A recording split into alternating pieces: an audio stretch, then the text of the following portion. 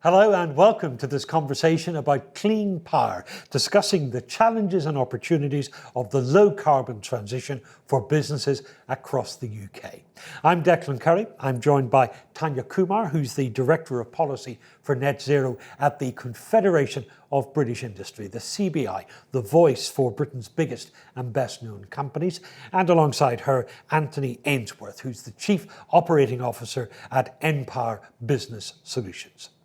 Well, the government wants a clean power system by the year 2030, alongside its longer-term target of net zero emissions by 2050. But some are asking, is this really in the best interests of British business? npower Business Solutions' latest business energy tracker revealed that businesses are still broadly in support of clean power, but they are worried about the costs. So is net zero still a top priority? And what is the CBI and npower Business Solutions seeking from the government to help business stay competitive as energy costs rise? The CBI's top boss, Ray Newton-Smith, said recently that energy costs are an anchor on ambition. What did she mean by that? What's the CBI telling us? Well, thank you for having me, Declan, and it's a great question to ask.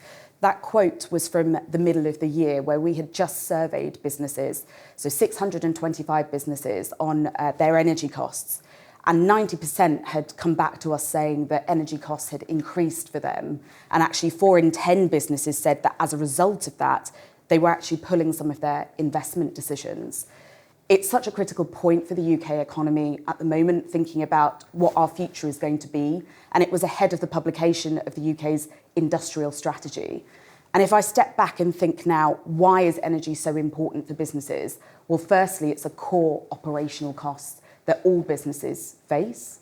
Secondly, there's also this element around energy plays a big role looking at the competitiveness of businesses. Look, we have the most expensive energy costs across Europe and also internationally. And that's a huge drag when we're trying to attract investors into the UK. And then thirdly, there's this piece around the transition to clean power, but also the transition to a net zero economy. And if we can't get the dynamics right there on investing in new technologies, then we're not going to be able to grab those growth markets. So when our CEO, Rain, was talking about it being an anchor on growth, essentially, it is forming that drag at the moment, and it's a critical time for the government to address this. We were pleased to see in the publication of the industrial strategy in summer that actually energy was recognised as that drag, and we've had some schemes that have come out as a result, but this really shows that it needs to be a top priority across government departments, but also for the future of the economy. And all this emphasises just how important energy is, not just for business costs today, but investment decisions for tomorrow and the long-term sustainable future of British industry. Absolutely, and I'm glad that you mentioned investment, because essentially that's a huge differentiation for businesses. When businesses are looking into the clean power transition, they are looking at investment, but also secondly, pricing in that risk, which I think is really important in the discussions that we're having at the moment. That businesses are forward thinking, they are looking for the long term, and that's outside of political cycles, and that is also looking globally in terms of how they compete. And if we look internationally, that resilience point is absolutely critical. And we had a flashpoint on the back of the war in Ukraine, where that really highlighted the fragility of a lot of businesses when it comes to energy. Anthony Ainsworth of npower Business Solutions, that's coming through in your research as well, the importance of energy in terms of cost and competitiveness. Absolutely. So this is the fourth business energy tracker that we've done, and we do it so we can really hear what businesses are thinking, feeling, and what's important to them, and the risks that they face, and particularly in the energy market. So for the fourth year in a row, energy comes out as the number one risk and the number one concern for businesses. And what we're able to do is take those concerns and shape it into the conversations that we have with government. So you talked about investment earlier, and previous insight for this was around extending capital allowances, consistency of policy, so businesses can invest for the long and medium term. It was great to see that come through. Also, in the past, about the planning and infrastructure bill. Businesses want certainty so they can invest in the medium term, and that's great. What this is telling us is this time is that there is support for net zero and clean power. Businesses see the benefit of that, but they're really starting to question the cost and how that is borne by businesses. And again, why is that important? Because exactly what you said, it's about competitiveness, it's about jobs, and it's about growth.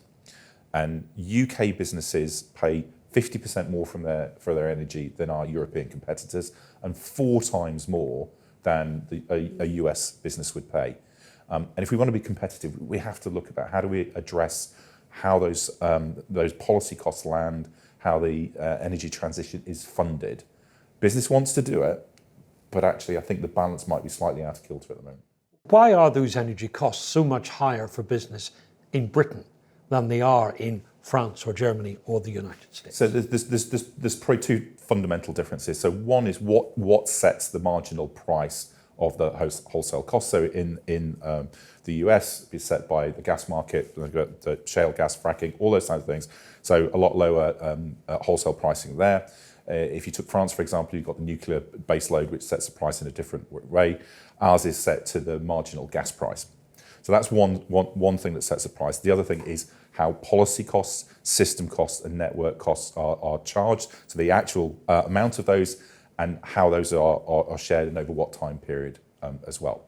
So if you thought about investing in the net zero transition as buying a house for the nation, okay, investing in the house, do you want to pay that mortgage off over 30 years or 50 years, makes it manageable? Would you actually want to pay that off over 5 or 10? And it feels at the moment we're at the shorter end of trying to get businesses to pay too much in the near term, even though they believe in the value and are willing to pay over the long term. And Tania, those additional costs and how the energy market works really is in the spotlight now since that spike in global energy costs after Russia invaded Ukraine. Absolutely. And just picking up on the points of, there's an examination now of how do we price energy in the UK, but it's a big spotlight globally. And when you look at the bill, there's been a lot of insight on household bills, but when you look at business bills, there's a real big difference there and a really wide variety of diversification because there are so many different sectors. You use energy in different ways, essentially. So on the business side, there isn't anything like the price cap, for instance, that has a bit of protection for a range of consumers, for instance.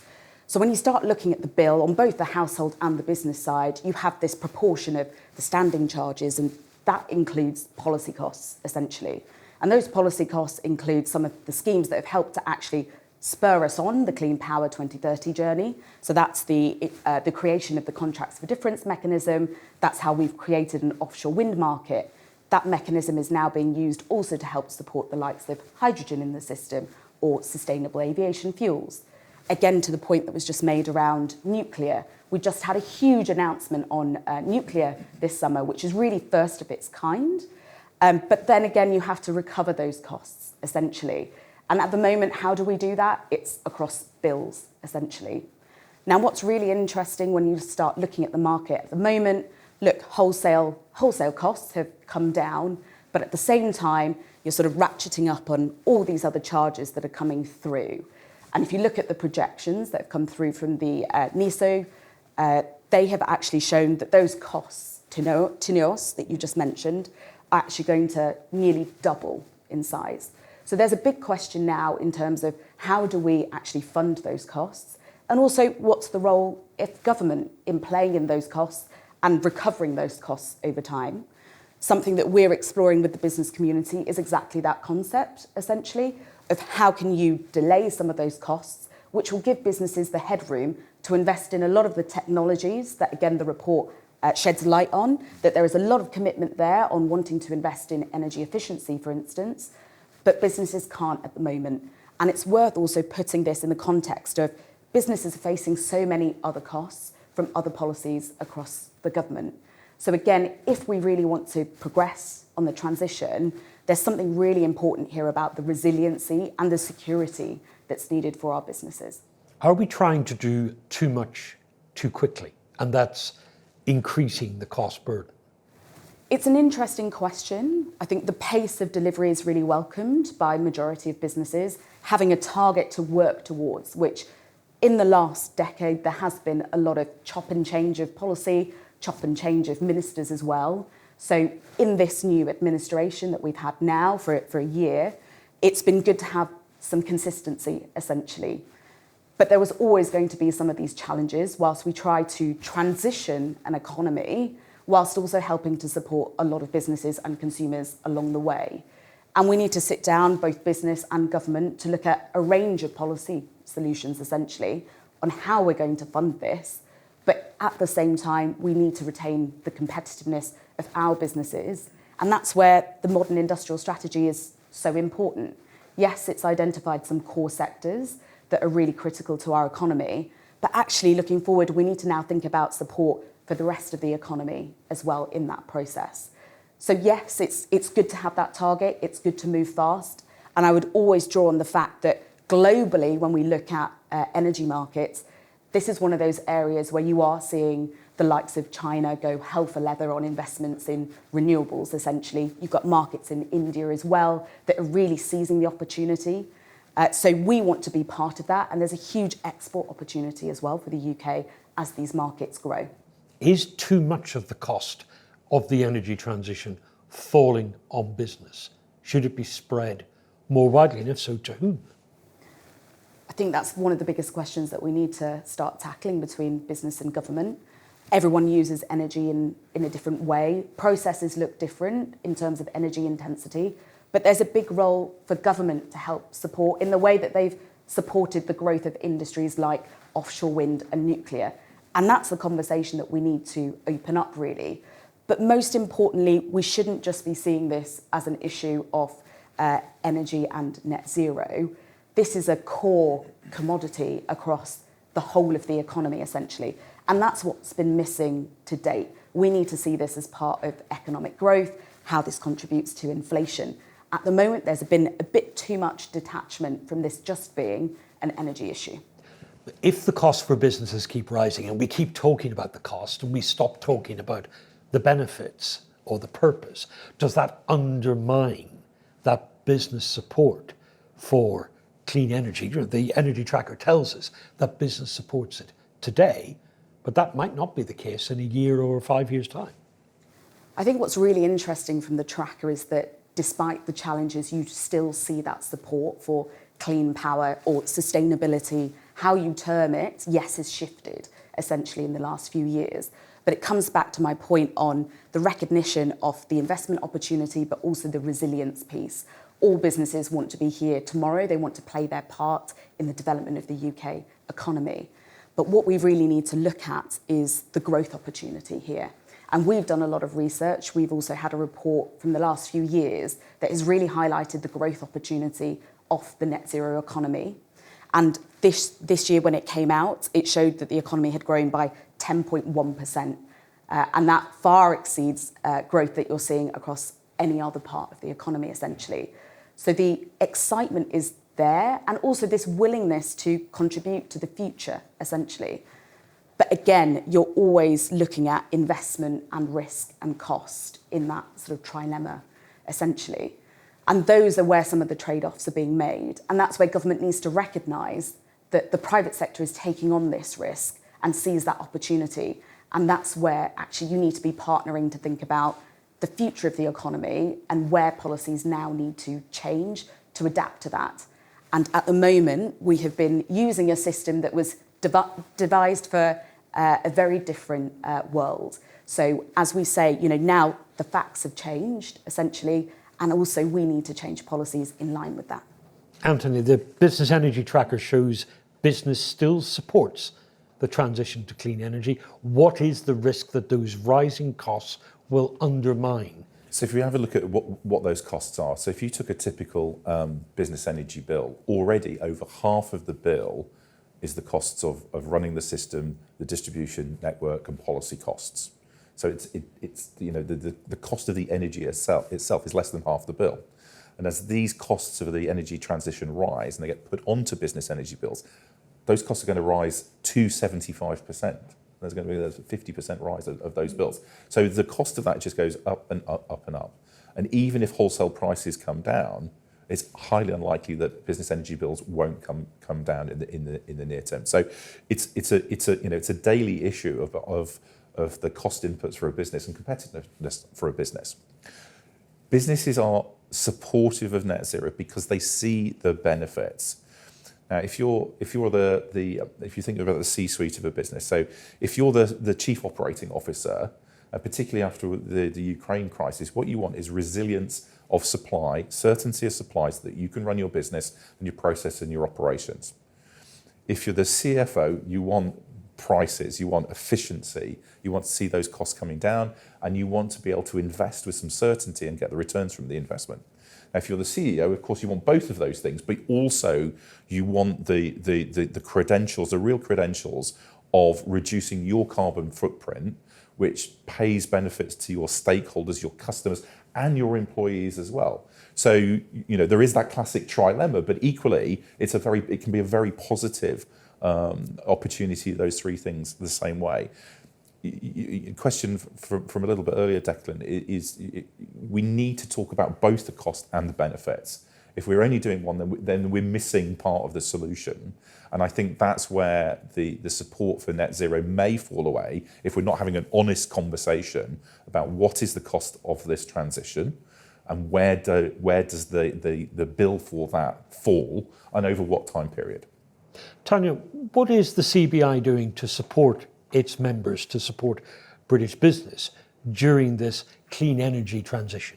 So there are a variety of areas. I think first and foremost, it's the deployment of those technologies that can help businesses reduce their energy consumption, because the cheapest energy is that which you don't use, right? So looking at capital allowances, looking at previous policies to help on spurring that investment at a business level, whether that's looking at solar panels, whether that's looking at heat pumps, for example. So that's been the first area. Secondly, is also looking at, in this context of wider pressures that businesses are receiving, how do we co-create schemes to help support businesses on energy costs in a variety of ways? Now, one of those came through in the industrial strategy release during summer. So that's the British Industry Competitiveness Scheme that will help support 7,000 businesses with their energy costs. And those will be some of the most energy intensive firms. And that's very important because they are competing on a global stage. Alongside that, we're also looking at how can you develop some more targeted support, essentially, for a variety of other businesses, because at the moment there's been such a big profile on those that are heavy energy users, and rightly so. But we need to be looking at smaller sized businesses, medium sized businesses that operate across the economy. A small manufacturer, for example, how do they look at their site? And how do they actually look at changing their lights or heat pumps, for example? So again, looking at where can you have some targeted support. Now, we had a scheme previously called the Industry Energy Transformation Fund, and unfortunately that went away in summer. So there's a real big gap at the moment on where is there government support to help industry. And at the moment, looking ahead to the autumn budget that's taking place in November, that's something that we're advocating for, that we need a replacement scheme, essentially, to help businesses in making those investment decisions, because as the tracker shows, there is willingness to invest, but there are so many other competing priorities at the moment that government needs to help support, give that headroom, essentially. And Anthony, what is npower Business Solutions doing to help its customers with those rising costs, to mitigate those, and with the clean energy transition? So we have a range of solutions that we can offer to our customers. So first of all is really helping you to understand your energy consumption, and also to contract for 3 to 5 years ahead and get some certainty on the bills that you're paying. But also what we're trying to do is help understand the cost, the drivers of that, the cost calculators behind that, the non-commodity charges as well, to help really understand that. And if you can do that, then also the energy efficiency that you're talking. How can we help you invest in understanding consumption, energy efficiency, and then being part of E.ON, we can bring some of those solutions to bear as well in terms of on-site generation. Tania, is net zero taking a bit of a backseat now? Is it one of those policies that's nice and fluffy and lovely to have, but as soon as hard times approach, then forget about it, we've got other more pressing immediate priorities? I think the important question here is actually how we've refocused what net zero actually means, and that evolution that's happened in the last 5 years. It's now all about energy security and resilience, essentially, that I've mentioned before. And that's a new lens that we're looking at this transition, essentially. And it's putting this hyper focus on what is energy policy, essentially, and what's the stake of businesses in that. You mentioned helping to support businesses in understanding their energy bills. That's such a huge, critically important part to be playing at the moment, because to date, no one's been examining, because we haven't had this transition taking place, essentially. So I think the commitment is there from businesses, but also it's this forward-looking piece, because they see the opportunities. But again, at boardroom level or within your business, if you're smaller, you're thinking, actually, I need to be looking at risk. And this is a risk that's coming down the track. And that's where actually government needs to be working and understanding with businesses on where can they help support on various different policy issues, the policy costs bit being one of those, but also having identified that there's a growth opportunity here. The largest amount of investment is going to come from the private sector, essentially. That has been cited by the Climate Change Committee, for example. So you really need to be thinking about how are you going to spur that investment on, because businesses are ready and waiting, essentially. And if you don't have the right policy frameworks in place, well, actually, they're going to go find a home elsewhere, because the rest of the globe, whether you call it net zero, energy transition, sustainability, they have clocked on to the opportunities here. And we also need to sort of sit up and be counted in that, essentially. So the commitment is still there. I think we've now had this evolution on what does net zero mean at a practical level when we're thinking about operating as a business. And in business, we still think like that. We still think net zero is an opportunity, is where the future is. Yes, our analysis shows that in terms of where there are growth sectors, essentially.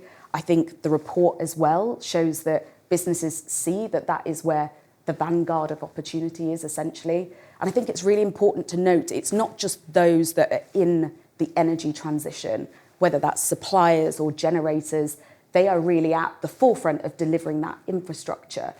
But other businesses across the community, universities are cited in the report, for example, they have a whole role to play, essentially, in some of the academic research. You've also got a lot of small businesses that are coming up with new innovative digital platforms as well.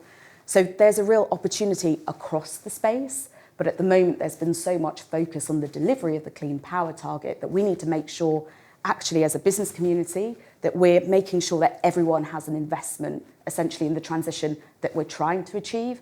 And we also have a role in communicating that to the public as well, who are also going to be the people that deploy a lot of the technologies.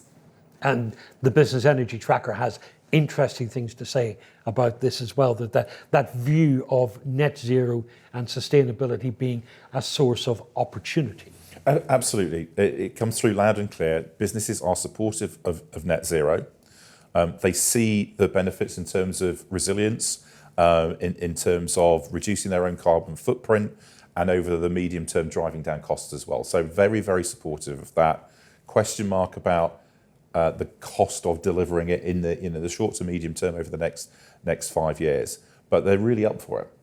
And what they want is policy certainty so they can invest for the medium term and be competitive on a European and global scale. But isn't this the definition of what great leadership is? That focus on today's issues, whether that's cost or talent or whatever it is, but still looking over the horizon at what your business is supposed to be doing 20 years, 50 years from now. And I think that's one of the biggest questions across boardrooms at the moment, because in the last decade, or look at the last 5 years, you've been contending with so many different issues, whether it's the energy crisis, whether it's been the pandemic, whether it's looking at global tariffs, essentially. When you're sitting around together looking at how do you deliver products and services today in the current environment, you're also trying to forecast what might be coming down the track. And it's become such a volatile environment to operate in. But energy being one of those where you're beholden also to wholesale prices, having that understanding of what's coming down the track and looking actually in the tracker that is identified, essentially, that a lot of those boardrooms are concerned about the volatility that comes through and how do you plan for that, essentially. And again, that's where this piece of work is really interesting. in igniting that discussion between businesses, because it's one of those known knowns that maybe a lot of people aren't talking about. But if you're in the business of delivering the clean power transition, you're looking at how do you actually operate your business model in this environment, whilst also delivering an objective for the entirety of the UK, essentially. So there's a big education piece that the likes of npower and the CBI have through the work of the tracker to actually help empower a lot of business leaders to understand what's happening in energy markets and making sure that a lot of different companies have a stake in what that transition looks like. So if I just build on that, because you're right, it's a really exciting challenge leading a business right now. So on a day-to-day basis, I want to make sure that my teams deliver really great experience for the customers on a daily basis. But I'm actually spending my time thinking about what do we need to be doing for the energy system in the next 5 to 10 years time, and it's going to be driven really data driven, artificial intelligence driven, and also about any flexibility in the energy system. So you talked earlier about actually reducing consumption. That's absolutely right, but also how we consume energy and when we consume energy, and being able to shift that from different periods of time. There's a store of value in there, and the businesses with a 300 terawatts of consumption a year, if you can change the consumption patterns of that, you can actually take down some of the risks of the transition, the cost of the transition as well. So it's really exciting to be working on those things of how do you bring that to life for businesses and create value for them, but also take cost out of the system at the same time. Tania, bearing in mind what you know and what the CBI's members all across Britain have been saying, I'm going to make you energy minister, or whatever it's called nowadays, for a day. What's the one thing you do? What's the first action you take when your feet are under that desk?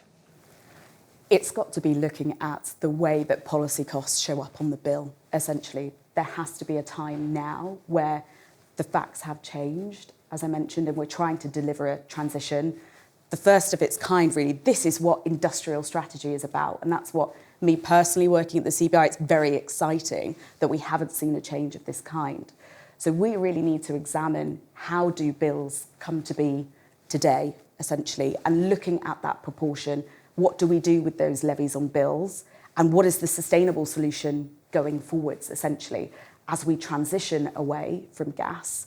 So that's a really big chunky policy issue, but it's one that I think we now need to address and think about who bears that cost, essentially, but in a way that reaches that end-term goal of clean power. And for net zero, it is forward, not back. Absolutely forward-looking. Let me just build on that for a second, because if you think back 100 years ago, the Industrial Revolution and the start of electrification, and the start of building power stations and then transmission networks, distribution networks, we as an economy have had the benefit of that for 100 years. Our economy is built on that industrial revolution and electrification. We're now at the same point on the clean energy transition.